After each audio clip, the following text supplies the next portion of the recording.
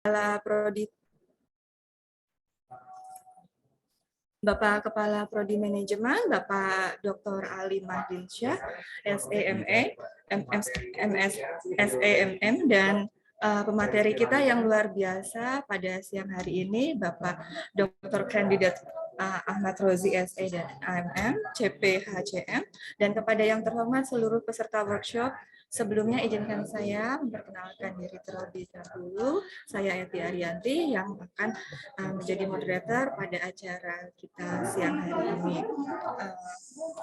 Untuk acara pembuka, saya persilahkan kepada Bapak Kepala Prodi Manajemen, Bapak Dr. Ali Mahdiansyah, untuk memberikan sambutan pembuka dalam acara workshop kali ini. Terima kasih Ibu Arianti. Mohon izin Bapak Ibu. Terdengar suara saya Ibu?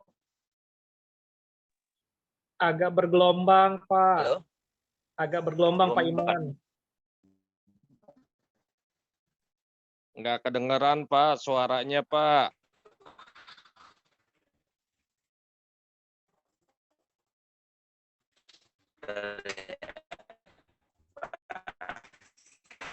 Suaranya Pak nggak kedengeran. Please, buruk. Terdengar Bu?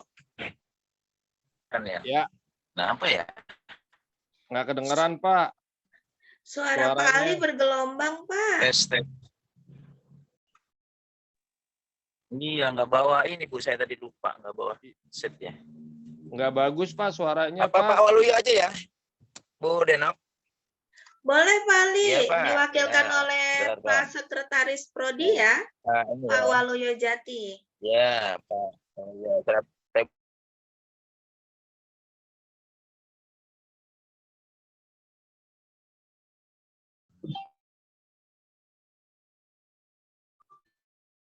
Pak Waluyo sudah masuk Pak. Oke, sebentar. Suaranya sudah bisa masuk, tapi suaranya nggak bagus Pak, nggak bisa didengar. Pak aja mau mewakili saya. Nah, ya, makasih ya Pak. Oke, Pak. Terus.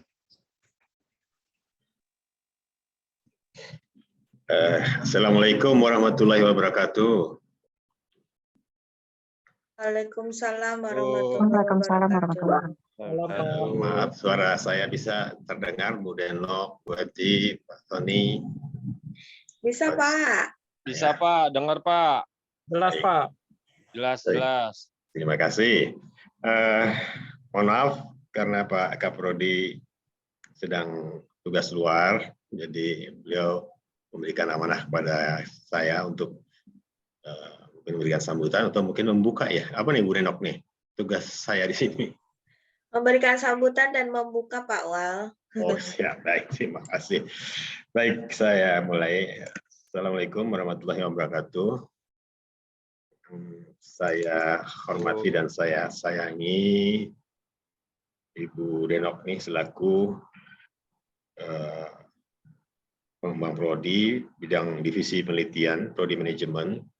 Ibu Eti Arianti, sohib saya ini dari Pasundan ya, yang sedang menjadi MC kali ini dan yang juga narasumber yang sangat luar biasa, Pak Dr. Kandidat Ahmad Rozi SNM CPHCM, dosen dari Primagraha,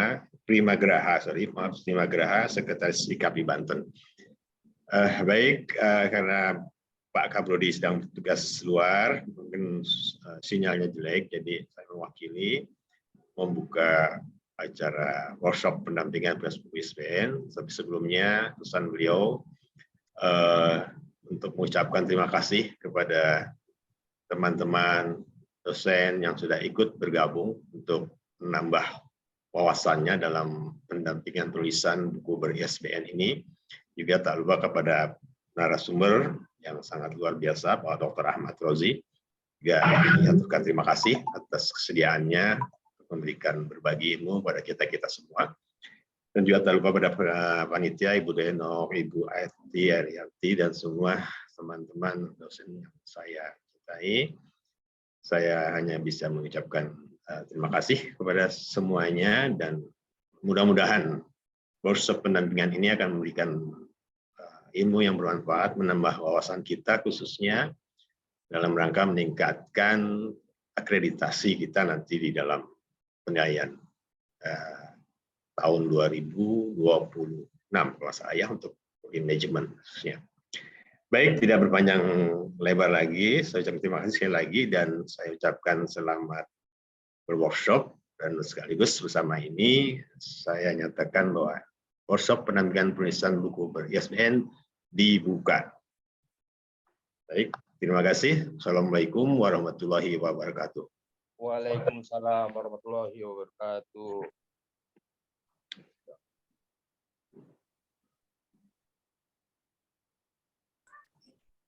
Ya, terima kasih sambutannya dari Bapak Sekretaris Prodi yang Pak Waluyo Jati, yang mewakili Bapak Kepala Prodi Manajemen. Selanjutnya, sebelum kita masuk ke inti acara, marilah kita foto bersama dulu. Ya, untuk yang belum on cam bisa tolong untuk on kamera untuk dilakukan photoshoot bersama. Hitungan ada di Bu Deno, mungkin ya Bu Deno. Siap. Mohon Bapak Ibu untuk mengaktifkan kameranya. Kita akan foto bersama dulu. Bentar Bu, bentar Bu. Bentar. Oh ya, oke, siap. Ya, saya berhenti dulu Bu, bentar. Saya lagi di motor. Oh iya. Baik. Memposting Ibu Dini yang capture ya Bu? Oke, siap. Oke Bu. Baik, ini ada 3 slide. Kita mulai dari slide pertama. Siap? 1, 2, 3, senyum.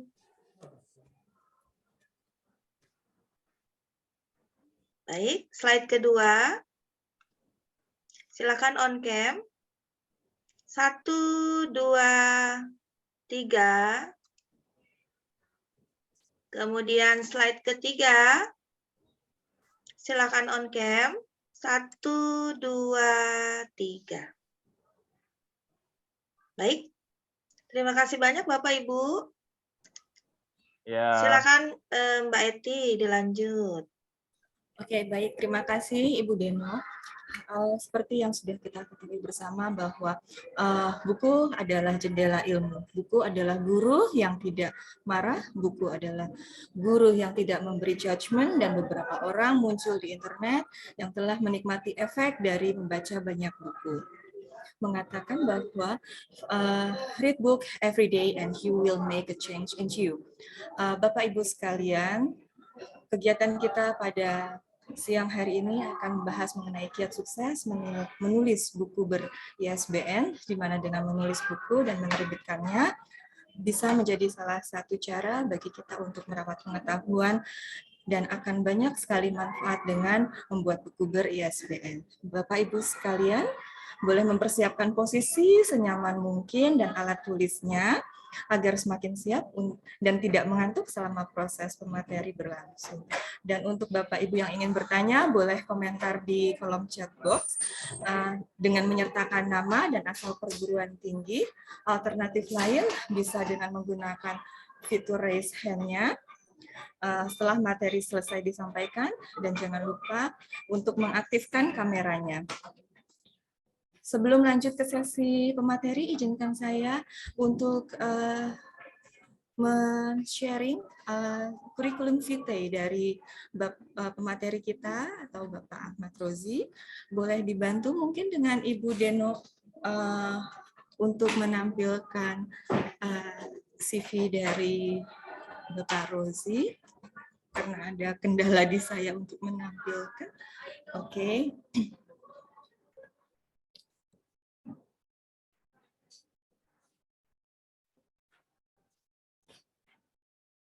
Oke, berikut adalah CV dari Bapak Ahmad Rozi. dikenal dengan nama Ahmad Rozi El Eroy, dengan lahir pada tanggal 17 Mei dengan dengan jabatan fungsional sebagai Lektor 300 ya. Alamat rumahnya di Serang ya Pak, aduh jauh sekali. Kemudian karir beliau, Bu Deno bisa tolong di next slide ya. Riwayat pendidikannya terakhir sebagai mahasiswa doktoral ilmu manajemen di Pasundan hingga saat ini, semoga segera selesai Pak Rozi. Kemudian riwayat untuk publikasinya, riwayat pekerjaannya sebagai dosen tetap di beberapa perguruan tinggi dan juga sebagai managing director untuk Amal Insani Associates ya, managing director juga di Descenta Associate Journals, sudah cukup lama sekali. Selain itu, Bapak Rozi juga menjadi aktivis untuk beberapa organisasi.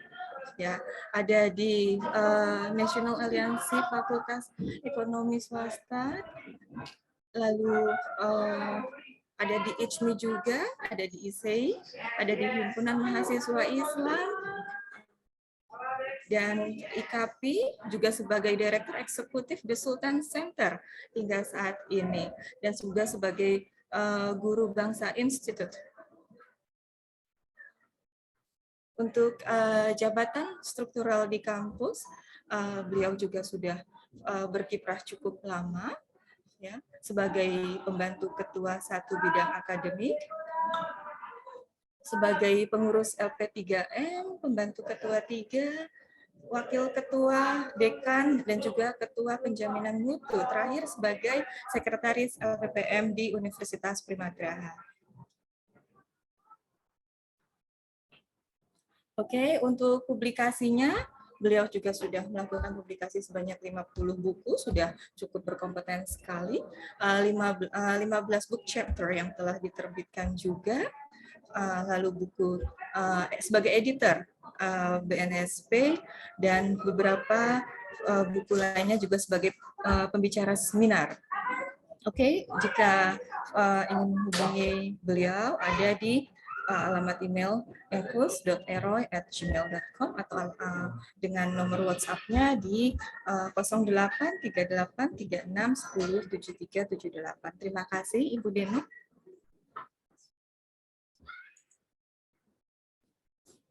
Oke, demikian perjalanan karir beliau yang cukup profesional sekali pembicara kita ini.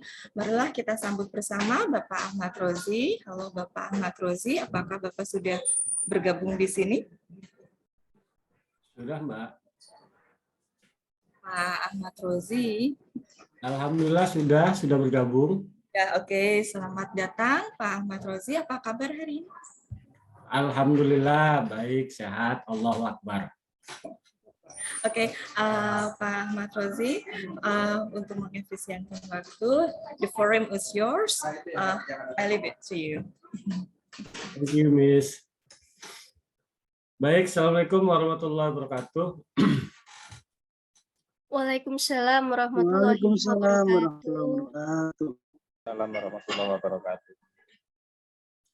Innal hamdalillah nahmaduhu wa nasta'inu wa nastaghfiruh wa na'udzu billahi min syururi anfusina wa min sayyiati a'malina may yahdihillahu fala mudhillalah wa may yudlilhu fala hadiyalah.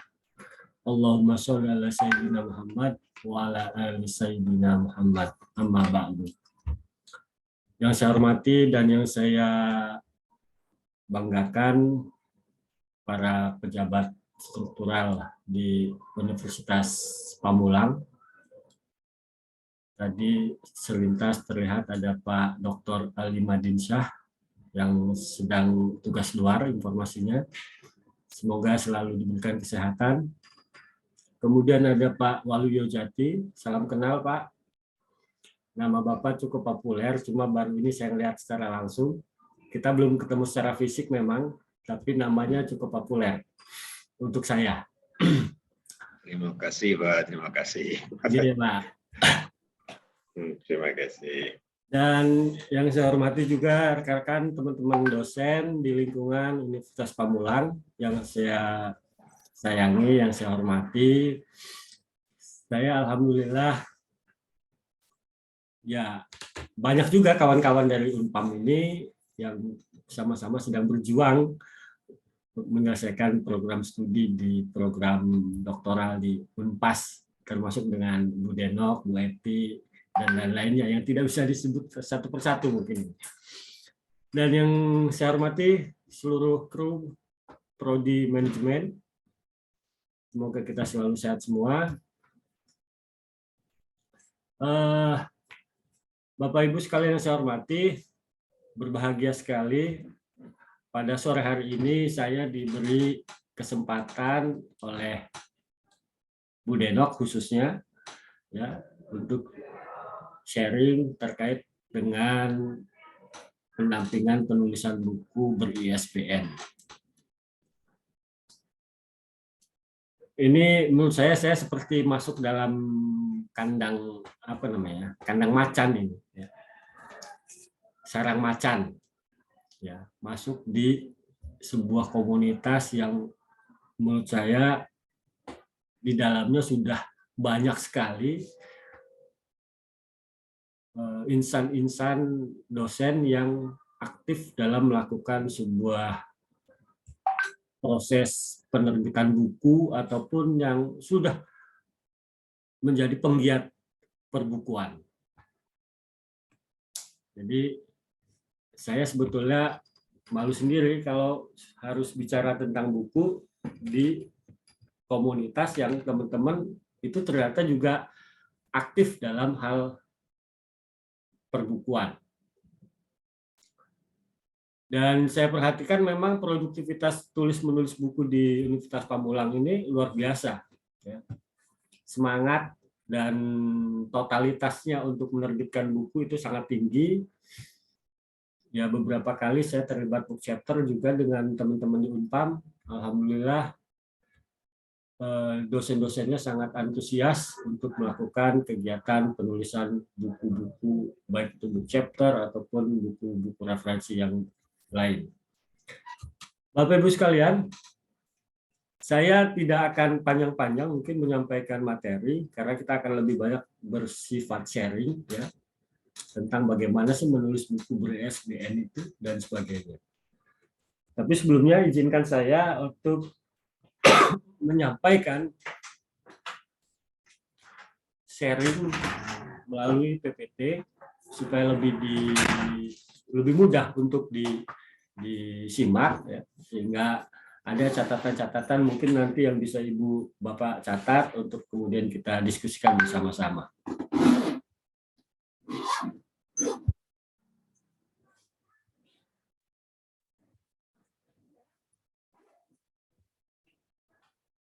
Sudah tampil, Miss Eti? Sudah, Pak. Sudah. Sudah, Pak. Sudah, Pak. Udah kelihatan, Pak. Oke. Baik. Supaya saya tidak molor waktunya atau melebihi waktu yang sudah ditentukan, mungkin saya minta informasi dulu. Kira-kira saya alokasinya berapa jam ya?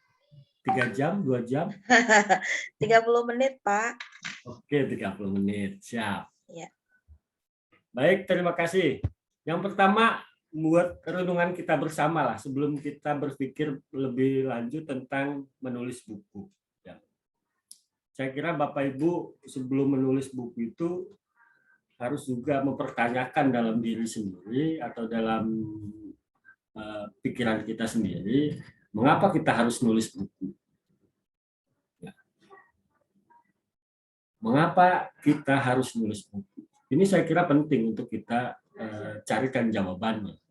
Karena jawaban itulah sebetulnya menurut saya yang akan menjadi alasan kita menulis buku.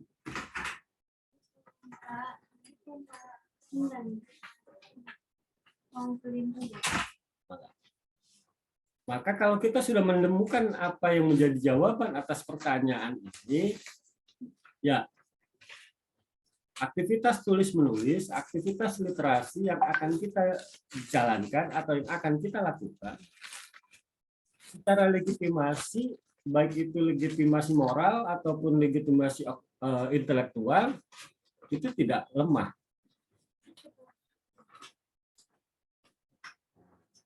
Kan kadang-kadang kita suka tidak sadar kenapa sih kita harus nulis, tiba-tiba jadi aja tulisan dan seterusnya. Nah, menjawab pertanyaan ini, mengapa kita harus menulis, saya ingin memandu Bapak Ibu sekalian pada 2 jawaban atau pada 2 alasan kenapa orang itu harus menulis buku. Yang pertama adalah alasan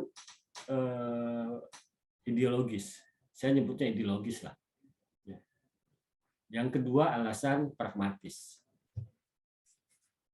Alasan ideologis itu biasanya lebih kepada alasan-alasan yang ideal.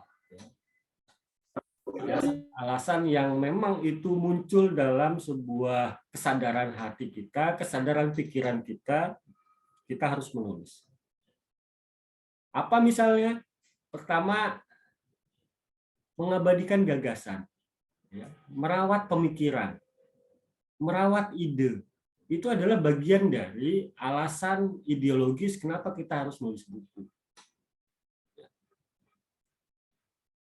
Mungkin Bapak Ibu sekalian tidak menyangka bisa membaca buku-buku masa lalu yang sampai hari ini masih bisa kita baca. Buku Soekarno, buku Hatta, atau buku ulama-ulama terkenal sebelumnya. Kenapa kita bisa membaca buku-buku mereka?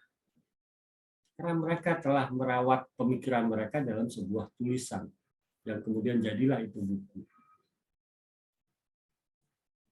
Nah, kalau kita menjadikan alasan ideologis ini sebagai sebuah alasan kenapa kita harus menulis buku, maka disadari atau tidak, 10 tahun ke depan, 20 tahun ke depan, atau bahkan 100 tahun ke depan, maka pikiran-pikiran kita akan masih tetap terawat dalam sebuah buku.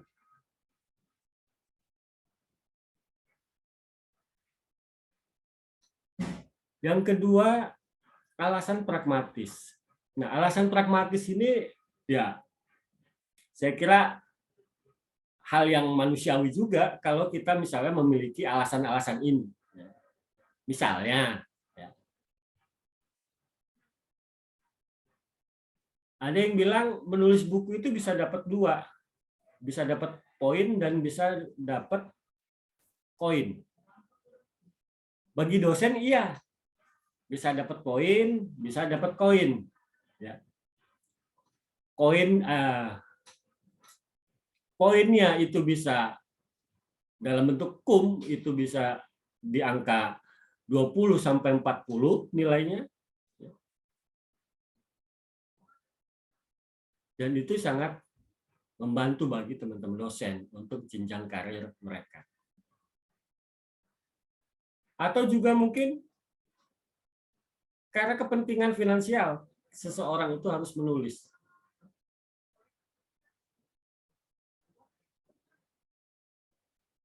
Dan ini tidak perlu kita perdebatkan, motivasi-motivasi seperti ini kenapa harus muncul. Karena itu lebih kepada panggilan, kesadaran kita sebagai seorang penulis. Kalau motivasi kita menulis karena cuan, nggak apa-apa, biarkan saja. Motivasinya karena poin atau karena kum, ya silahkan saja, biarkan. Nggak usah dikomentari. Atau mungkin karena ingin dapat branding personal yang lebih hebat misalnya, ya silahkan saja, nggak apa-apa juga. Jadi apapun apapun motivasi, apapun alasan yang melatar belakangi seseorang itu menjadi menulis, itu tidak perlu kita memerankan diri sebagai Tuhan, ya, yang mengatakan ini boleh dan ini tidak boleh. Biarkan saja mereka berkembang sesuai dengan motivasinya. Biarkan saja kita berkembang sesuai dengan motivasi dan alasannya dalam menulis. Karena pada akhirnya nanti akan dibuktikan dari perjalanan waktu buku yang akan dihasilkannya atau buku yang telah dihasilkannya. Apakah bukunya betul-betul menjadi sebuah bentuk keabadian dari pemikirannya atau sebaliknya?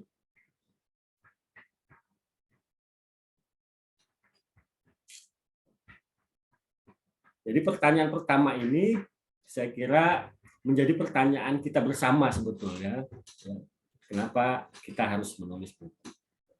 Buat saya, secara pribadi, saya sering bilang ke teman-teman itu, khususnya di kampus lah, ya di kampus sendiri, menulis buku itu ibarat kita merawat gagasan dan pemikiran kita, itu yang pertama. Yang kedua, menulis buku itu adalah cara mewariskan atau cara mewariskan pemikiran kita kepada generasi berikutnya. Jadi buku itu menurut saya adalah legasi intelektual seorang dosen atau seseorang. Kalau kita dosen ya kebetulan dosen, ya kan. Kalau misalnya bukan dosen kan nggak harus juga disebut dosen. Jadi cara merawat pemikiran, cara merawat legasi intelektual itu menurut saya alasan kenapa saya menulis. Saya menulis buku pertama kali itu terbit tahun 2010. Kemudian agak lama vakum tahun 2014, 2015 itu baru aktif lagi. Ya alhamdulillah kalau dihitung-hitung sudah seperti penulis-penulis top yang lain, sudah di angka puluhan jumlah bukunya. Walaupun mungkin belum ada yang bestseller. Ya. Mudah-mudahan bestseller itu bukan target. Yang penting targetnya adalah kita menghiasi hasanah perbukuan nasional. Saya teringat apa yang dikatakan oleh Pramudia Anantatur, ya, salah seorang budayawan Indonesia yang pernah meraih hadiah Nobel. Ya. Menulis itu adalah bekerja dalam keabadian.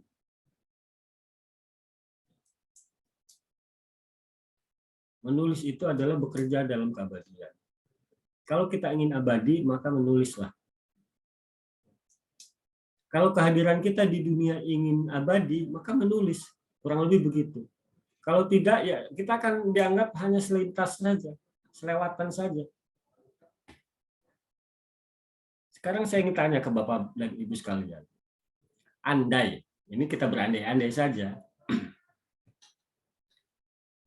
Ketika misalnya kita sudah meninggal, sudah wafat, berapa lamakah hari berkabung yang biasa akan diterima oleh keluarga dari handai tolan kita, dari rekan-rekan kita? Ucapan duka cita itu berapa hari biasanya? Paling lama? 100 hari, Pak, kalau kami. Selama 100 hari itu berarti ya? Akan terus-terusan mendapat ucapan belasungkawa.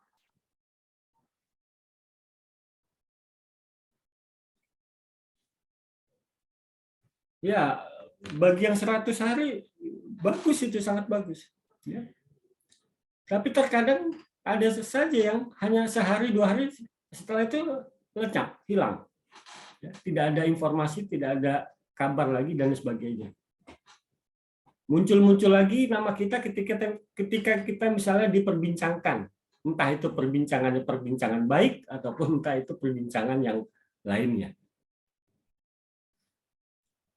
Jadi ketika kita tidak melahirkan legasi atau warisan intelektual, ya kita akan seperti butiran debu, ya.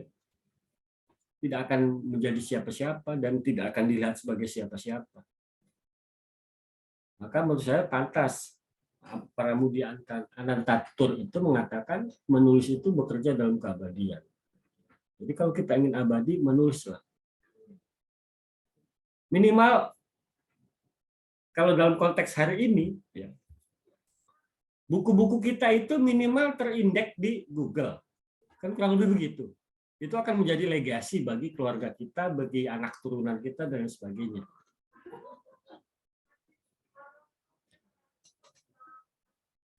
Baik, Bapak Ibu sekalian yang saya hormati, berikutnya, karena ini berkaitan dengan pendampingan buku BIR-ISBN, maka ini lebih pada hal-hal yang sifatnya teknis sebetulnya, ya, tentang bagaimana mendapatkan buku agar ber-ISBN atau menghasilkan buku yang ber-ISBN. Saya kebetulan sejak 2015 sudah aktif dalam melakukan penerbitan buku. Ya, kebetulan saya punya penerbit dan sudah banyak membantu teman-teman, ya, baik dosen, non-dosen, untuk menerbitkan bukunya. Dan rata-rata ya semuanya berkeinginan agar bukunya mendapatkan ISBN. Nah, ISBN itu apa? Ya, kita memahaminya ISBN itu adalah sebagai kode ataupun nomor resmi yang diterbitkan oleh Perpusnas sebagai legalitas keabsahan sebuah buku. Memahaminya seperti itu kadang-kadang. Salah? Enggak, benar-benar juga. Ya kan? Apakah buku yang tidak ber-ISBN itu tidak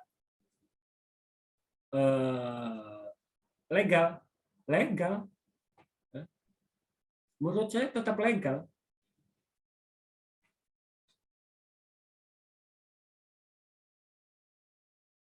Kemudian kenapa harus ada ISBN? Kalau buku yang tidak ber-ISBN itu juga boleh terbit. ISBN ini kalau saya perhatikan dari serangkaian diskusi-diskusi sebelumnya dengan penggiat-penggiat perbukuan di tingkat lokal maupun di tingkat nasional, ini menjadi sebuah pilihan yang sifatnya opsional. Tapi terkadang memang untuk menaikkan branding, untuk menaikkan reputasi, untuk menaikkan market buku, ISBN itu adalah pilihannya.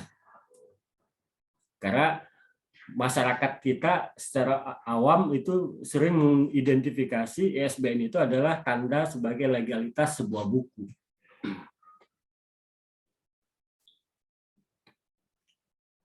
Padahal tidak seperti itu pemahamannya.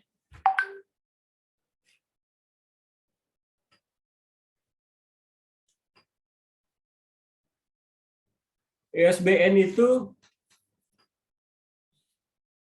secara keseluruhan, saya kira Bapak Ibu bisa melihat secara utuh, ya, informasinya itu nanti di website perpusnas.go.id. Di situ akan banyak muncul informasi secara khusus ataupun secara umum terkait ISBN. Mana? Ada di sini, guys. Angkat aja lah. Ada. Sebentar, Bapak Ibu ada gangguan.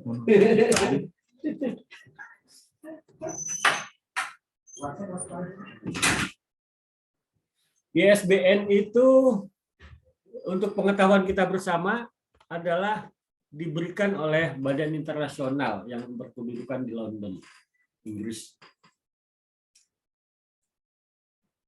Dan Perpusnas adalah satu-satunya lembaga yang diberi otoritas oleh ISBN London itu untuk menerbitkan atau memberikan ISBN kepada penerbit yang berada di wilayah Indonesia.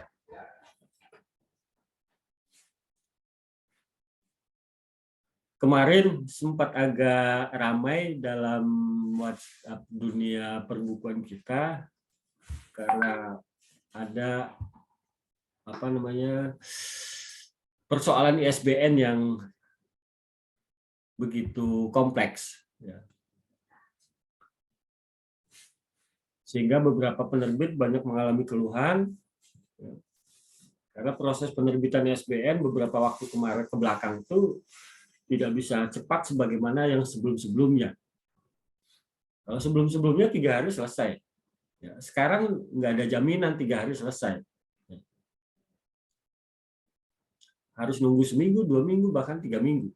Itu pun kalau lengkap. Kalau nggak lengkap, ngulang lagi, dan seterusnya. Fungsi Perpusnas, saya kira ini juga kita sudah tahu. Ya. Nah, dalam buku itu, ya, dalam penerbitan ISBN itu yang kita ketahui bersama itu ada 2 opsi. Yang pertama kita memilih ISBN, ya, dan yang kedua memilih KDT atau katalog dalam terbitan. Tapi umumnya kita akan lebih banyak memilih ISBN-nya, ya, karena yang KDT ini lebih opsional. Khusus untuk penerbit, ya, saya bicaranya dalam perspektif penerbit. Jadi tidak kedua-duanya diambil, biasanya salah satu.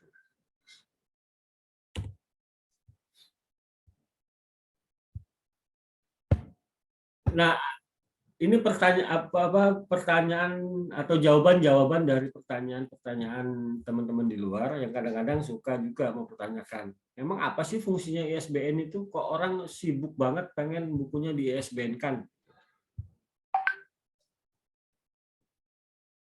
Nah, dalam situs resminya Perpusnas disebutkan fungsi ISBN itu adalah memberikan identitas terhadap satu judul buku yang diterbitkan oleh penerbit.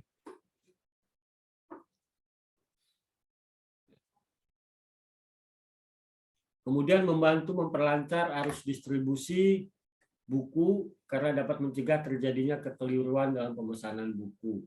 Oke, ini lebih ke teknis ini. Kemudian sarana promosi bagi penerbit, karena informasi pencantuman ISBN disebarkan oleh Badan Nasional ISBN Indonesia maupun badan internasional yang berkedudukan di London. Nah, inilah 3 fungsi ISBN yang secara resmi dirilis oleh Perpusnas. Jadi buku-buku kita yang ada ISBN-nya itu ya, secara otomatis itu akan tercantum dalam atau terdeteksi oleh ISBN internasional.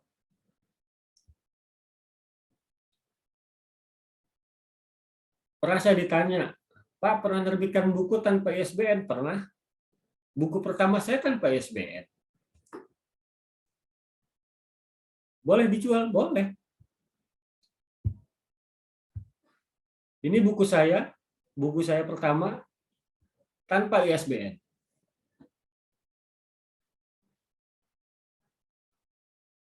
Dan dipasarkan. Ada yang beli? Ada. Alhamdulillah. Ya. Rezeki mangga keliru soalnya menurut saya. Ya. Mau ada ISBN atau tidak ada ISBN, urusan rezeki insya Allah ada jalannya sendiri-sendiri.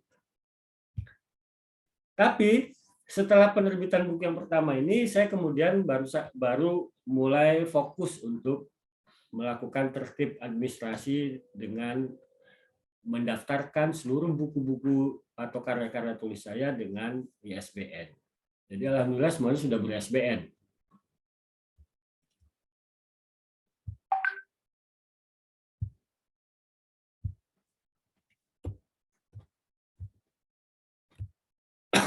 Nah, ini nomor ISBN. Nomor ISBN, saya kira kita juga paham ISBN itu biasanya selalu ada di cover belakang sebuah buku di paling bawah, ya. Atau biasanya berada di pojok kiri bawah atau kanan bawah. Biasanya ada barcode-nya dan ada juga yang tidak menuliskan atau mencantumkan barcode-nya. Hanya sekedar menuliskan ISBN-nya saja, tanpa mencantumkan barcode-nya.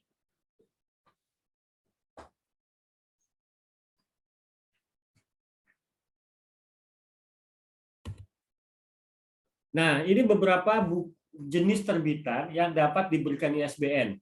Mungkin ini buat Bapak Ibu juga bisa dijadikan sebagai informasi. Ya. Yang pertama, buku tercetak, monograf, dan pamflet. Pamflet itu bisa diterbitkan ISBN-nya atau diberikan ISBN-nya. Kemudian terbitan braille. Kemudian buku peta, film, video, transparansi yang bersifat edukatif, audio box pada kaset, CD atau DVD, terbitan elektronik, ya, salinan digital dan dari cetakan monograf, terbitan mikrofon, software edukatif, mixed media publikasi yang mengandung teks. Ini yang bisa diberikan ISBN.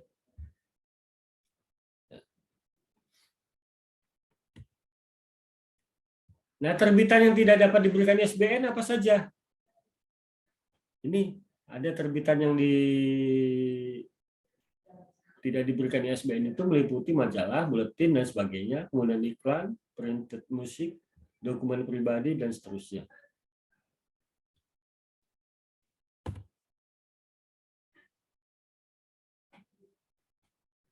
Ini kalau para penerbit yang menjadi peserta, saya kira ini tidak asing lah. Bagaimana ISBN itu dicantumkan. Bagian bawah pada sampul belakang, back cover. Ya. Seperti ini mungkin contohnya ini. Dia biasanya selalu bersebelahan dengan nama penerbit, alamat penerbit, dan sebagainya. Di back cover belakang. Kemudian di punggung buku, kalau bukunya tebal. Kalau enggak, biasanya enggak. Tapi umumnya tidak ada sih kalau ISBN itu di punggung buku. Kemudian persyaratan ISBN, KDT, dan barcode. Nah, apakah setiap orang dapat mengajukan ISBN?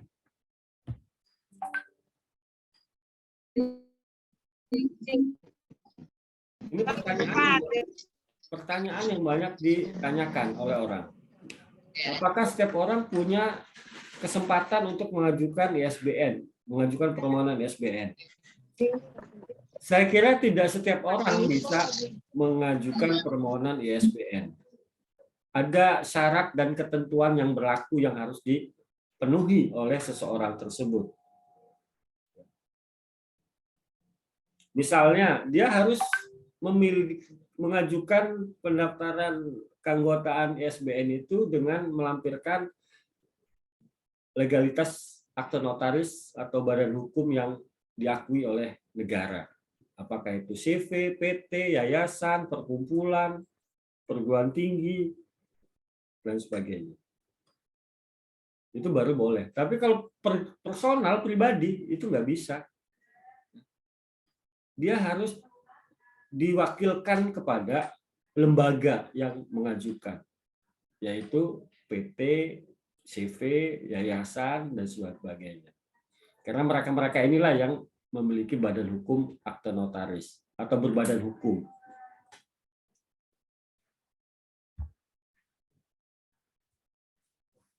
Selanjutnya adalah membuat surat permohonan atas nama penerbit, berstempel, dan seterusnya.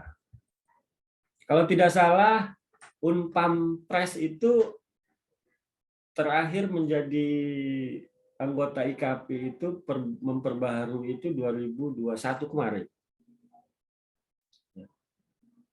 Jadi Unpam Press itu, penerbit Unpam itu resmi terdaftar sebagai penerbit yang berlisensi IKP. Dan kalau tidak salah sudah diperbaharui keanggotaannya sejak 2021 kemarin. Nah, ini juga kadang-kadang yang sering ditanyakan, Pak, kalau ada penerbit bukan anggota IKP gimana?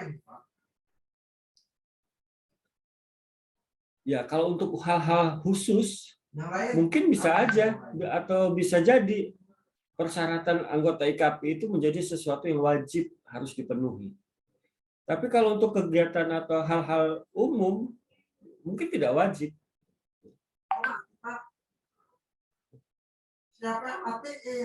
Jadi tidak ada yang memberikan garansi anggota IKP atau penerbit yang beranggota IKP atau anggota yang bukan anggota IKP itu tidak boleh mengajukan ISBN.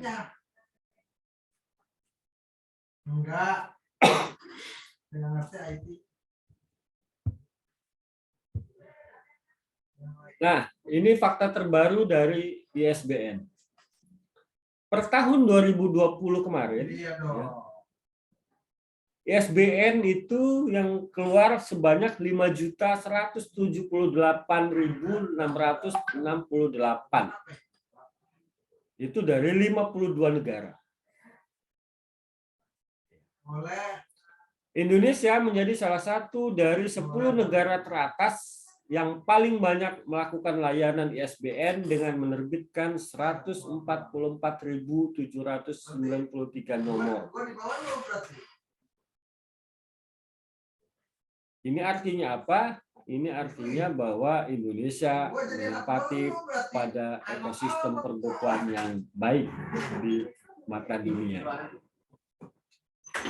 Walaupun jumlah sebanyak itu dari ISBN yang diterbitkan itu tidak berkorelasi dengan kualitas dari buku yang diterbitkan.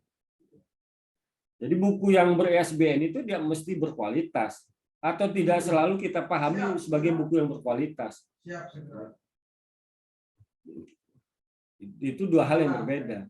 Jadi tidak setiap buku yang ber-ISBN itu pasti berkualitas, tidak.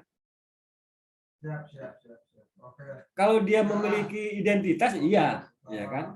Identitas nomor ISBN-nya iya pasti, karena dia sudah ber-ISBN. Tapi kalau berkualitas, saya kira harus diuji publik dulu bukunya. Jadi kesalahpahaman kita atau pemahaman kita yang selama ini masih sempit bahwa buku yang ber-ISBN itu pasti berkualitas, itu harus diluruskan kembali.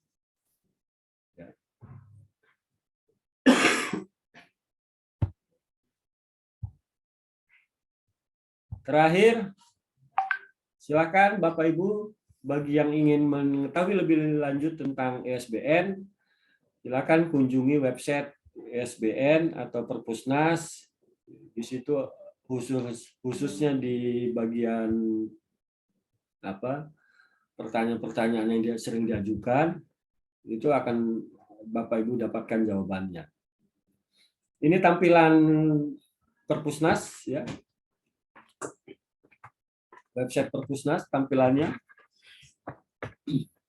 Jadi Bapak Ibu kalau ingin mengecek seseorang itu sudah pernah nulis buku atau tidak, tinggal dicari saja di sini. Ya, di pencarian. Tulis namanya, pasti akan terlacak. Atau kalau tidak tahu namanya, misalnya, ya tapi nggak mungkin nggak tahu namanya ya, pasti tahu lah. Saya misalnya mau ngetik nama Pak Waluyojati, ya tinggal ketik aja di situ. Kita akan tahu berapa buku yang sudah dihasilkan oleh Pak Waluyojati. Berapa buku yang ditulis Bu Denok misalnya, berapa buku yang sudah diterbitkan oleh Bu Denok. Sebagai apa? Sebagai penulis kah atau sebagai editor kah? Itu akan kelihatan semua tampil. Ya. Nah, ini salah satu bentuk contoh pengajuan ISBN yang dilakukan oleh penerbit. Ini data permohonannya, pengarangannya, tanggal pengajuannya, ya, ini nama penerbitnya. Ini baru diajukan tanggal 7 November kemarin, ini hasil perbaikan. Ya. Nah, jika ISBN Bapak Ibu lama terbit, kemudian tiba-tiba sekali terbit ada masalah, nah biasanya masalahnya ini. Selalu saja ada permasalahan dalam setiap pengajuan ISBN itu. Tidak selalu mulus-mulus.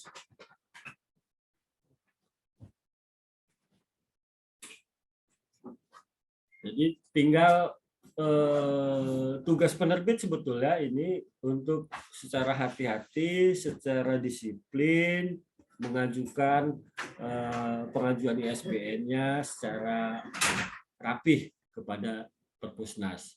Tapi kerapihan itu sebetulnya ditentukan juga oleh kelengkapan data yang dikirimkan oleh penulis, ya, oleh penulis bukunya.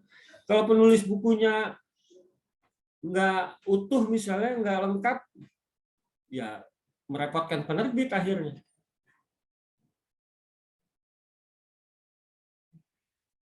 Jadi harus ada kerjasama yang baik antara penulis dan penerbit dalam hal pengajuan ISBN. Jika ISBN-nya ingin cepat diterbitkan. Terakhir, ini commercial break. Ya.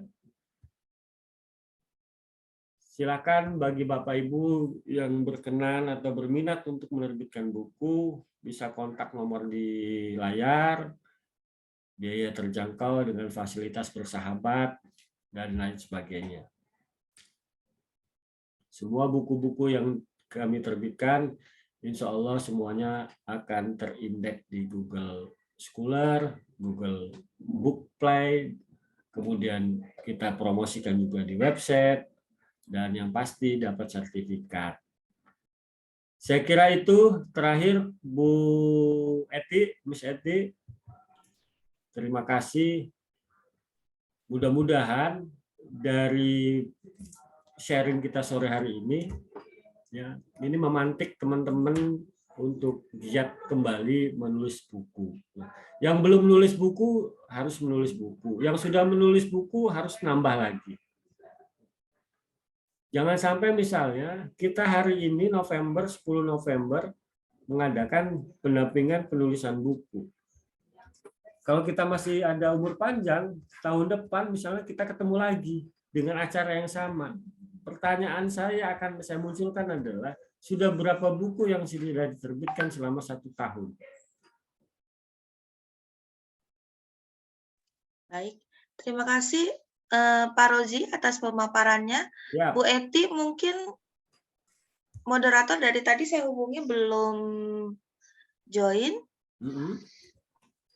Saya ambil alih aja mungkin ya Pak Rozi ya? Mangga, silakan Bu. Iya. Oh udah, ya, oke. Silakan Mbak Eti, maaf. Ya, terima kasih Bu Deno. Selanjutnya akan saya lanjutkan dengan sesi tanya jawab. Dari chatbox sudah ada penanya, Pak Rozi, dari Ibu. Ya, pertanyaannya adalah, Pak, pengurusan ISBN biasanya berapa lama ya? Teman saya bilang dia sudah mengurus sebulan, tetapi belum keluar juga ISBN-nya. Kalau diminta perbaiki isi website penerbit, maksudnya apa ya, Pak? Silahkan Pak Rozi. Langsung? Ya. Oke. Baik, Bapak Ibu sekalian, khususnya tadi Bu Widya ya? Ibu Dini, Pak. Oh, Ibu Dini. Maaf. Baik, Bu Dini.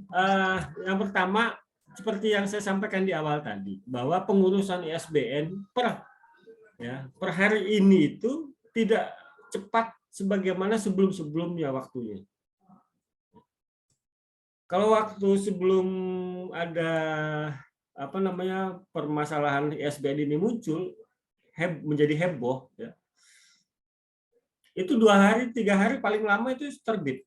Tapi kalau sekarang sejak ada pembatasan penerbitan ISBN, wajar kalau sudah ada yang 1 bulan belum terbit, ya kan? Beberapa judul yang kemarin saya ajukan juga sudah hampir 2 minggu lebih ini tidak terbit. Ya. Sekalinya saya cek lagi malah ada kesalahan. Ya. Macam-macam kesalahannya. Ada di situ tidak mencantumkan tahun penerbitan dan sebagainya.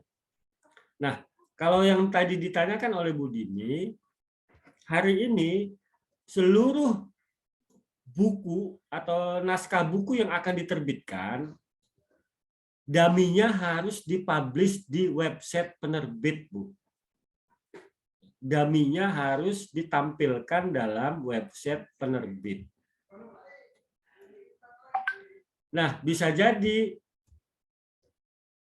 yang tadi dimaksud oleh Ibu itu adalah terkait dengan link aksesnya yang tidak dapat ditemukan atau tidak bisa diakses. Sehingga itu yang menjadi permasalahan ISBN itu jadi ada kesalahan atau ada masalah.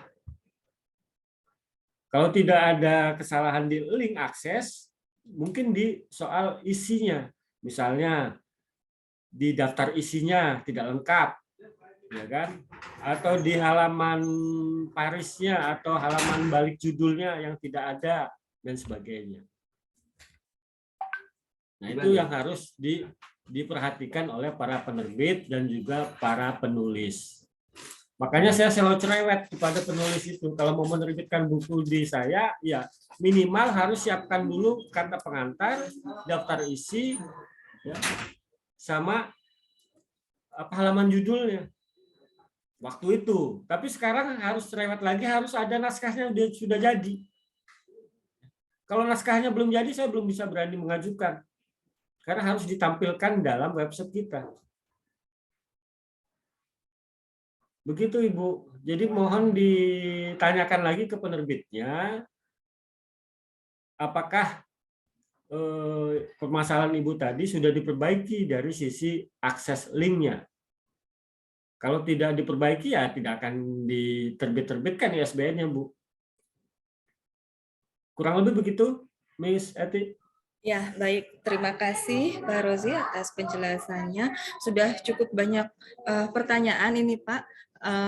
Kemudian pertanyaan yang kedua, masih dari chatbox. Ini ada Ibu Widya Intansari. Izin Pak Dr. Kandidat Rozi, ingin bertanya, ada 3 pertanyaan lagi ini, Pak. Apa saja persiapan yang harus dilakukan untuk menerbitkan buku? Yang kedua, berapa biaya mendapatkan ISBN? Yang ketiga, berapa lama ISBN bisa didapatkan? Dan terakhir, saya gemar membaca, tapi masih takut untuk menulis. Bagaimana agar saya bisa gemar menulis? Oke.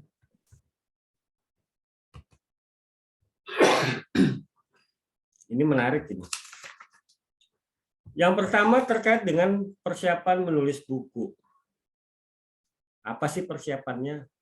Ya, yang pasti harus disiapkan dulu artikelnya, naskah bukunya secara baik. Ya, apa yang mau diterbitkan kalau naskahnya tidak ada? Masa cover aja yang mau diterbitkan? Jadi kalau bisa, Ibu harus sudah siapkan dulu naskahnya yang mau diterbitkan, naskah bukunya. Naskah bukunya dari mana, Pak? Ya bisa dari mana saja Ibu bikin kan. Misalnya kalau Ibu dosen, ya kumpulan makalah-makalah Ibu yang pernah diseminarkan saja itu dijadikan sebagai buku. Ya kan? Atau kalau misalnya Ibu punya disertasi, punya tesis, itu saja dijadikan buku. Tinggal dikonvert menjadi monograf. Urusan merubah layout, merubah isi dan sebagainya itu serahkan kepada penerbit. Yang penting ada naskahnya aja dulu. Nah, terkait biaya saya kira ini relatif ya.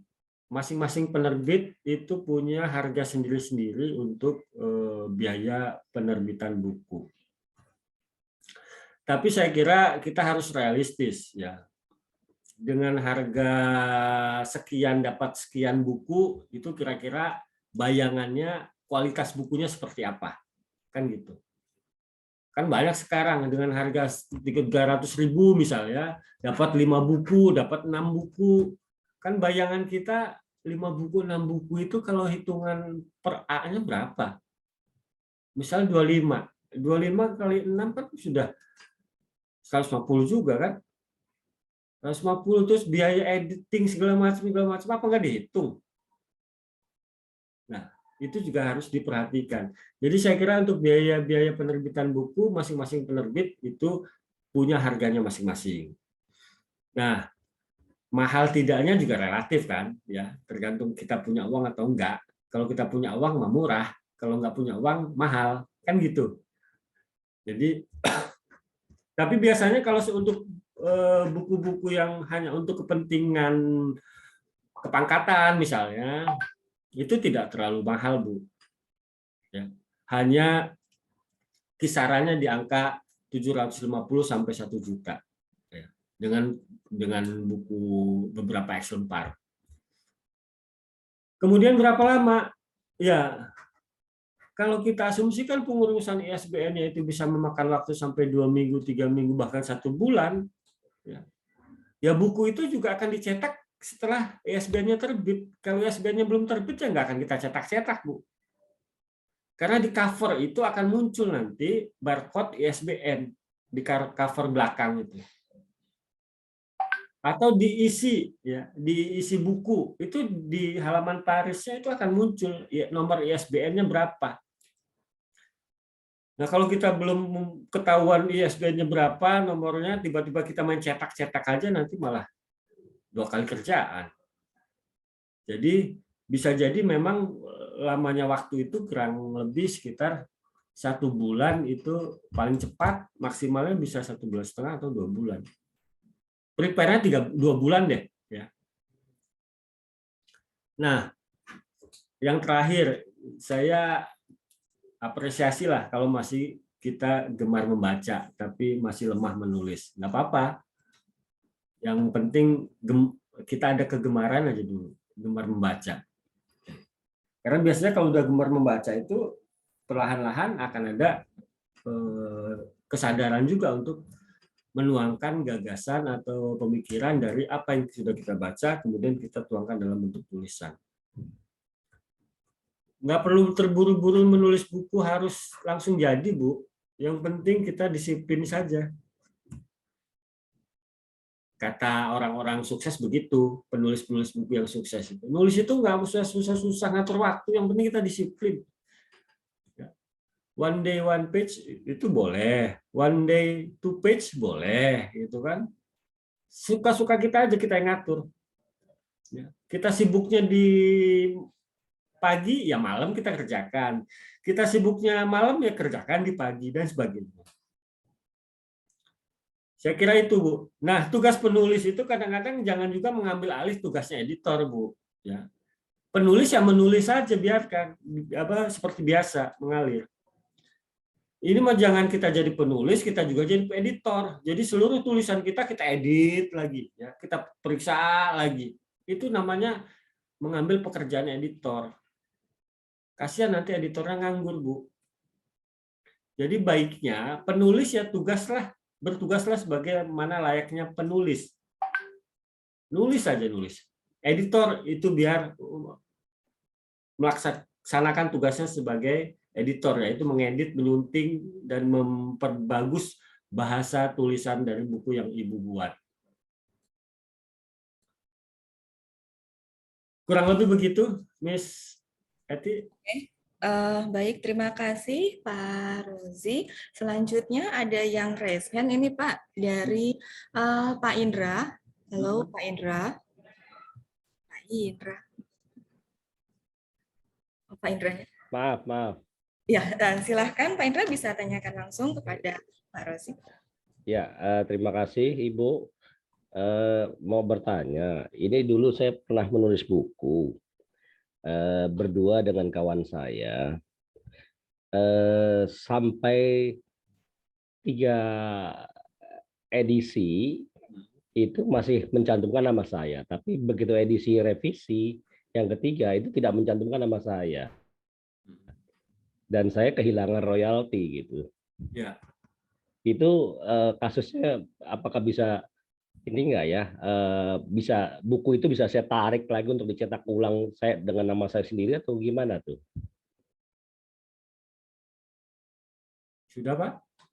Iya, jadi apakah saya juga nanti kalau bicara seperti itu lagi nanti akan seperti kasus teman saya yang sekarang sebenarnya sudah meninggal teman saya itu yang menggunakan nama dia sendiri. Gitu. Apakah saya juga bersifat melanggar juga seperti teman saya itu sebenarnya? Ya, inilah kalau misalnya kita menulis buku dengan 2 penulis atau 3 penulis, ya kadang-kadang kerepotannya itu di situ. Menurut saya, sependek pengetahuan saya, kalau misalnya buku itu sudah terjadi perubahan yang signifikan, ya, baik itu perubahan di penulis ataupun di isi buku, maka itu sudah terkena aturan dia harus mengajukan ISBN baru. Oh gitu. Oke. Tetapi kalau buku itu secara isi tidak berubah, dan penulisnya juga tidak berubah, tidak perlu lagi mengajukan ISBN baru, cukup menuliskan ISBN yang lama. Dan di buku itu ditambahkan saja di halaman Parisnya itu sebagai cetakan keberapa. Gitu. Nah, ini udah sampai cetakan ketiga, dan cetakan ketiga itu terus direvisi yang terakhir. Tapi nama saya hilang itu.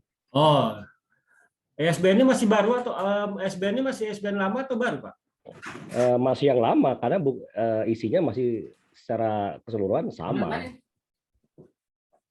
Harusnya kalau masih pakai ISBN lama, ya nama Bapak harusnya masih tercantum di situ.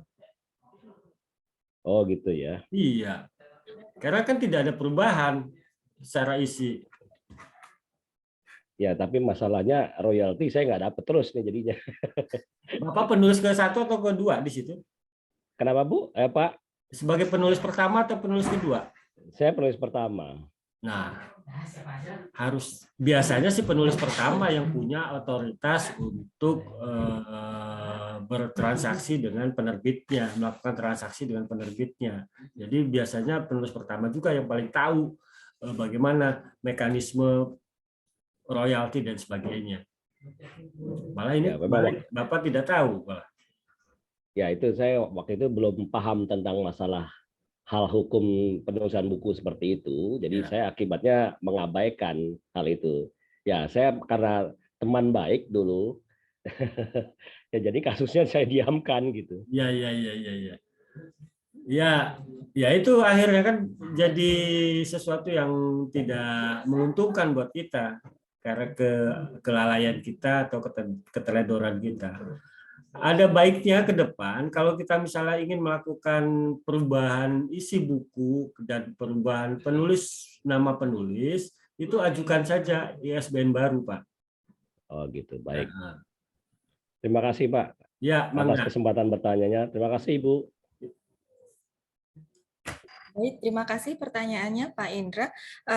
Berikutnya Pak Rozi dari Ibu Fandi Dwi Putra. Oh, masih mahasiswa. Jadi Kakak Fandi Dwi Putra, mahasiswa semester 5, Pak Rozi. Ya, monggo, Us.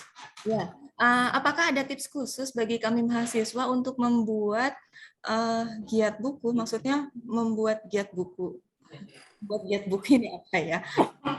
Kalau Fandi masih di sini, Kakak Fandi masih di sini, bisa konfirmasi kembali apakah giat buku yang dimaksud. Apalagi kami mahasiswa yang belum mengetahui prosesnya seperti apa, penelitiannya bagaimana, distribusiannya bagaimana.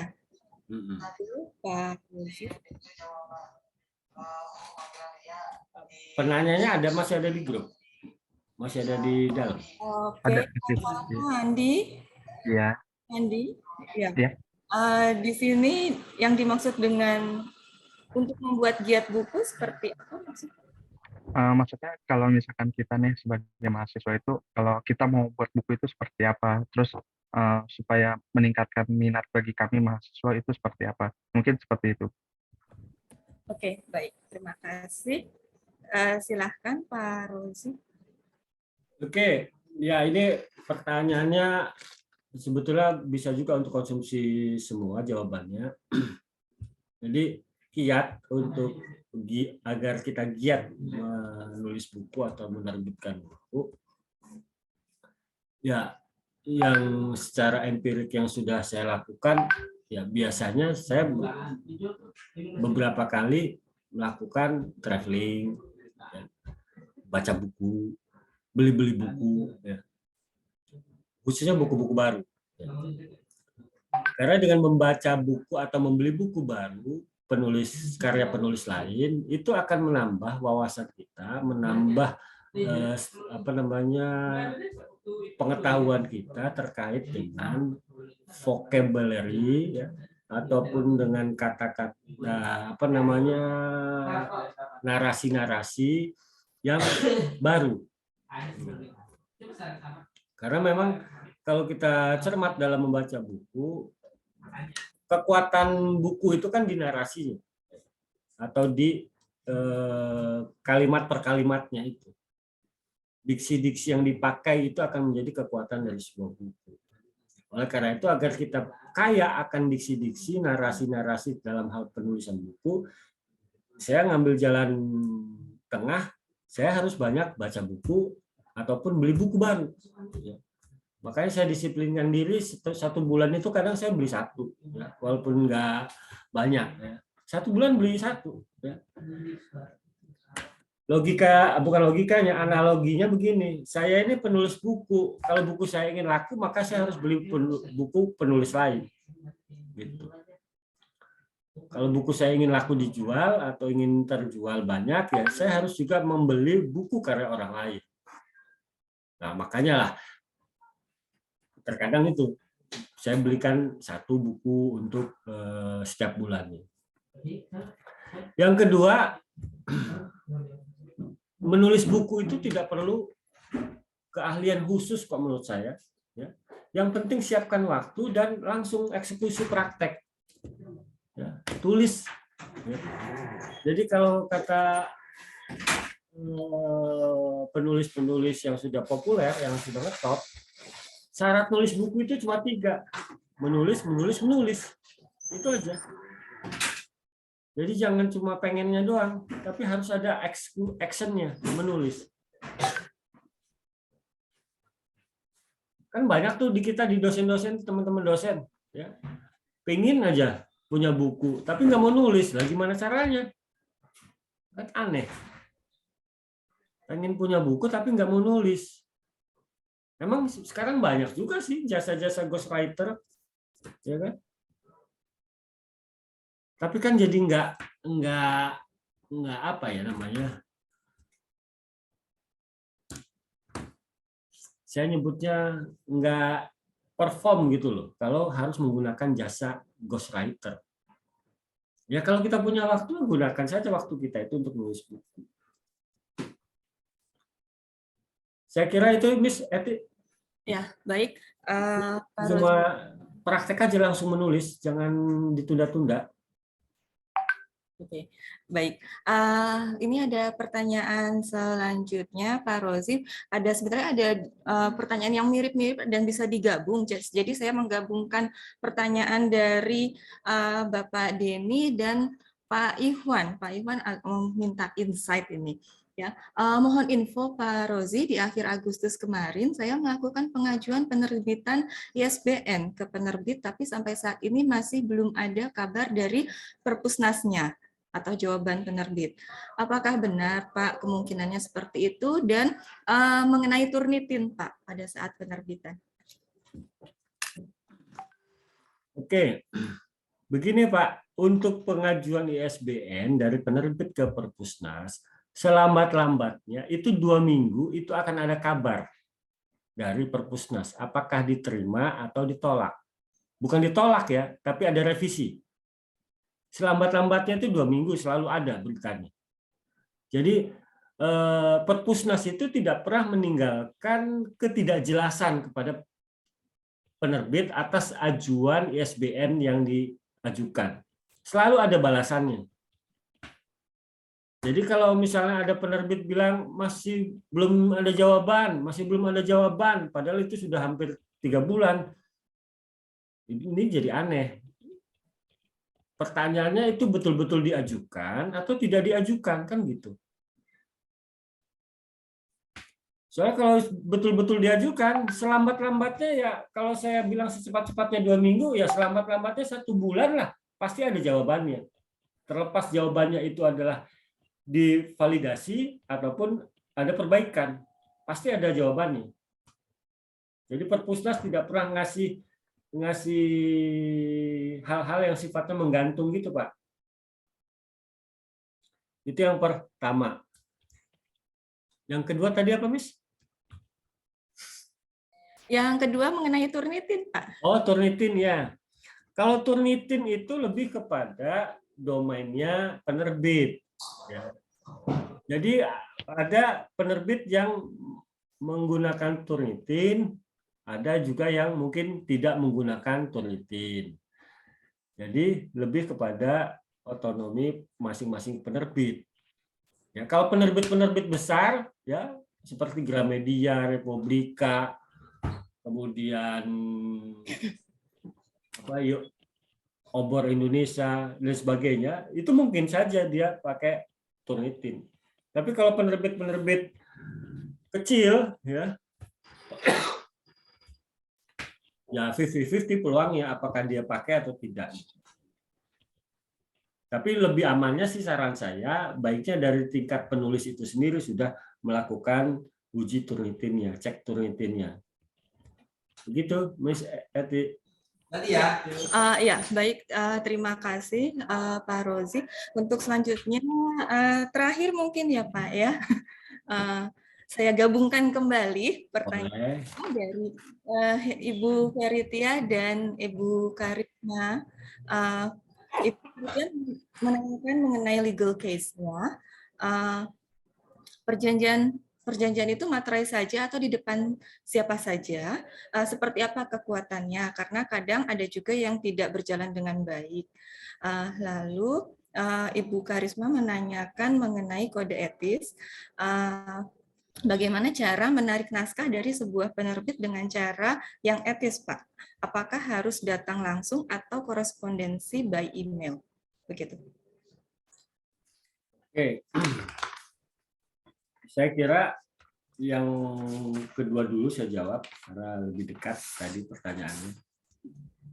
Lebih hangat maksudnya. Menarik naskah kepada penerbit secara etis, ya baiknya langsung korespondensi saja via email. Kemudian disusuli dengan korespondensi via WhatsApp atau via telepon ya, kepada penerbitnya. Nah, kenapa harus pakai email? Ya, itu akan menjadi bukti otentik bahwa kita pernah mengajukan penarikan naskah buku kepada penerbit. Kalau misalnya 1 kali tidak ditanggapi, 2 kali tidak ditanggapi, 3 kali tidak ditanggapi, ya itu akan bisa kita mengajukan yang lebih dari sekedar menarik naskah kepada penerbit ya. Jadi kita bisa juga mengajukan ya kalau bahasa hukumnya itu mengajukan gugatan lah, misalnya kalau misalnya memang naskah kita tidak diberikan dan seterusnya. Tapi sepanjang yang saya ikuti atau sepanjang saya alami, saya kalau misalnya ada penulis yang minta naskahnya untuk ditarik kembali, ya saya kasih aja. Ngapain repot-repot ditahan-tahan? Ya? Nggak pernah dipersulit-sulit. Minta naskahnya kembali, kita kasih. Kan? Minta draft covernya diperbaiki, ya kita perbaiki, dan seterusnya. Jadi idealnya memang harus ada komunikasi yang baik antara penulis dan penerbit untuk proses penarikan naskah bukunya. Dan harus ada bukti otentik yang pernah dilakukan, upaya-upayanya yang harus dilakukan. Melalui email dan seterusnya. Atau bukan mulai surat fisik juga boleh, kalau misalnya memang diperlukan. Mas Edi, saya sebentar ya, saya mau ke ini dulu, ke pindah ruangan. Ini soalnya ada baterai saya tinggal 1% lagi.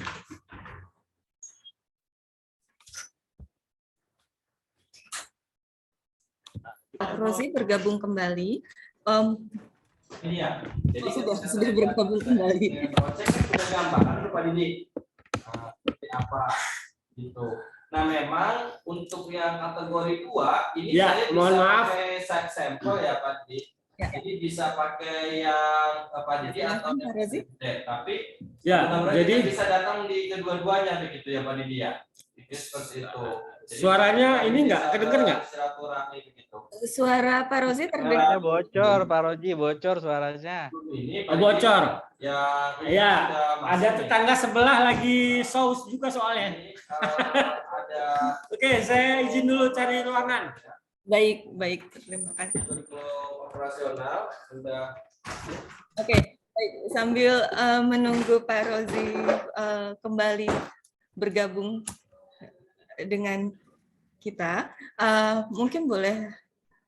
Oke, sudah, Miss Edi. Oh, sudah. Oke, terima kasih Pak Rozi dengan The Flash ya. Iya. Oke. Untungnya nggak jauh-jauhan ruangannya kan. Oke, baik. Oke, silahkan Pak Rozi. Oke, jadi kembali lagi, ya berkomunikasilah secara baik dengan penerbit ketika kita akan mengajukan proses penarikan naskah. Ya, itu yang pertama. Yang kedua, terkait dengan perjanjian. Ya. Perjanjian terkait royalti dengan penerbit, ya umumnya cukup selesai dengan materai 10.000 sebetulnya. Tidak perlu lagi kita harus ke notaris dan sebagainya. Kecuali memang itu sudah pada wilayah di mana buku itu akan dicetak sekian ribu eks lembar atau sekian ratus ribu eks lembar gitu kan, dengan asumsi atau bayangan akan menghasilkan nilai sekian miliar dan seterusnya. Itu mungkin sudah bisa menggunakan jasa notaris. Tapi kalau hanya sekedar royalti yang tidak dengan oplah yang besar bukunya, ya cukup dengan materai 10.000 juga sudah cukup sebetulnya. Kan hanya prinsipnya hanya mengikat si penulis dan penerbit untuk saling menjaga komitmen di antara keduanya dalam hal kerjasama penerbitan buku itu sebetulnya kan. Soal teknis atau soal-soal lainnya kan bisa dibicarakan secara seksama dan dalam tempo yang sesingkat-singkatnya melalui media-media yang lain. Saya kira itu, Miss. Oke, baik. Terima kasih, Pak Rozi. Bu Deno, mohon maaf, ini ada Pak Wawan, raise hand lagi. Raise hand juga.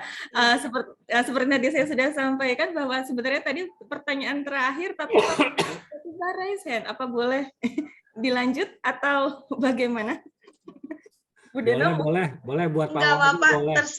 terserah bebas sih, terserah Pak Roji dan Mbak Eti ya. Buat Pak Wawan boleh deh, boleh. Buat Pak Wawan boleh. Oke. Terakhir Pak Wawan, silahkan, ini dapat spesial dari Pak Rozi. Silahkan Pak Wawan. Baik Bu Eti, terima kasih. Assalamualaikum warahmatullahi wabarakatuh. Waalaikumsalam warahmatullahi wabarakatuh. Iya, ini Sultan dari Serang. Saya mohon izin bertanya Pak Roji. Siap. Kebetulan saya baru join tadi, belum sempat ikuti dari awal. Saya mau bertanya sedikit terkait dengan penerbitan buku, Pak. Secara teknis sebenarnya buku yang diterbitkan oleh penerbit itu, apakah penulis itu membayar atau tidak, dan bagaimana jika buku yang diterbitkan itu tidak laku, dan kerugian itu ditanggung siapa, dan apakah promosinya juga ikut ditanggung oleh penulis atau tidak. Ini mohon maaf karena mungkin sudah disampaikan di awal, tapi memang saya baru nyampein. Terima kasih dan Assalamualaikum warahmatullahi wabarakatuh.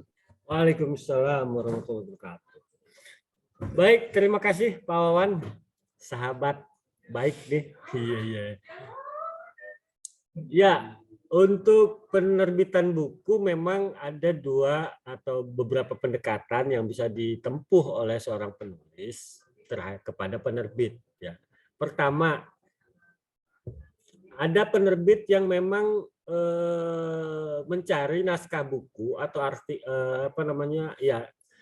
naskah-naskah buku yang punya pangsa pasar atau punya peluang pasar yang baik. Ya. Terlebih misalnya topiknya hangat, kemudian sedang trending dan sebagainya. Kemudian juga punya nilai jual yang bagus di pasarnya. Nah, biasanya kalau penerbit model ini itu dia akan membeli akan membeli putus ya. Pilihannya dua, membeli putus si naskah itu atau dia mengontrak si penulisnya itu untuk menjadi bagian dari penerbitan buku itu. Akan ditawarkan kerjasama untuk penerbitan buku. Yang ditawarkan adalah royalti. Nah, kalau misalnya diambil yang pertama, beli putus misalnya, si penerbit hanya membeli naskahnya, kemudian setelah itu tidak ada ikatan apa-apa, maka si penulis ya tidak akan dapat apa-apa kecuali uang di awal saja yang dia terima. Adapun misalnya nanti di kemudian hari ternyata buku itu terbit kemudian meledak di pasaran, yaitu untungnya penerbit, ya kan? Ya meranalah si penulisnya, jadinya gitu. Nah, kedua, kalau misalnya penulis itu diikat dengan kerjasama oleh penerbit dengan sistem royalti, maka seluruh biaya produksi, pemasaran, distribusi, dan lain sebagainya itu penerbit yang handle, yang tangani. Ya. Penjualan di toko, di Gramedia atau di mana saja itu penerbit yang handle. Nah, si penulis hanya kebagian royalti saja dari penjualan itu. Berapa royaltinya? Ini variatif. Penerbit-penerbit Indonesia nasional standarnya itu adalah paling kecil itu 10% dari nilai jual buku. Paling tinggi itu 25 sampai 30. Tapi jarang-jarang sih yang 25 sampai 30 itu jarang. Standarnya adalah 20. Ya, kalau misalnya satu buku itu nilainya 10.000, 50.000 saja. 10%-nya berarti kan 5.000 ya. Nah, 5.000 itu punya penulis. Kan sedikit ya dapatnya, kecil banget. Nah, Pak Wawan jangan lihat kecilnya 5.000, lihat angka pengalinya. Kalau angka pengalinya itu ribuan eksemplar atau oplahnya ribuan eksemplar, ya akan banyak juga akhirnya. Jadi kalau model yang kedua, si penulis itu akan duduk-duduk manis saja dia. Tiap bulan akan terima setoran atau kiriman transfer dari penerbit terkait royalti yang diterima. Begitu Pak Wawan. Semoga nggak puas ya, nanti biar kita puasin ngopi di Unpam. Mangga Miss Eti. Ya, baik. Terima kasih Pak Rozi, dan mohon maaf kepada para peserta jika tidak bisa memfasilitasi semua pertanyaan karena keterbatasan waktu dalam penyelenggaraan seminar ini. Baik, sebagai penutup, para pembelajar yang hebat semua, demikian tadi telah kita dengarkan bersama informasi yang penuh inspirasi. Semoga mencetuskan kegairahan pada kita semua untuk belajar menulis buku, kemudian benar-benar mencoba menulisnya. Izinkan saya untuk mensitasi dari tokoh terkenal, Peter Drucker, seorang konsultan kelahiran Austria, mengatakan bahwa knowledge has to be improved, challenged, and increased constantly, or it used. Ya. Untuk itu, merealisasikan seperti apa yang dikatakan oleh Peter Drucker tersebut, so tulislah buku, mohon maaf atas segala kekurangan, dan terima kasih atas segala dukungan dan perhatiannya. Wassalamualaikum warahmatullahi wabarakatuh. Waalaikumsalam warahmatullahi wabarakatuh. Terima kasih kagak ada ilmunya Pak Rozi. foto-fotonya. Waalaikumsalam. Kagak ada foto-fotonya ya? Ada udah tadi. Fotonya sudah, Bapak. Pak Rozi. Ya. Uden, saya izin live ya. Oke, terima kasih banyak Pak Rozi. Baik, terima kasih Terima kasih semuanya. Pak Rozi. Ketemu lagi. Terima kasih Pak Rozi. Saya Terima izin kasih, ya Bu Pak Eti. Rozi. Terima kasih Pak Rozi. Oke. Terima kasih banyak. Mungkin nanti ada lanjutan ya Pak Roji. Kita coaching secara intensif ya Pak Roji ya. Pendampingannya ya. Siap. Oke. Oke. Mohon siap. nomor WA-nya Pak Rozi. Iya, nanti ke Bu Denok boleh minta tuh.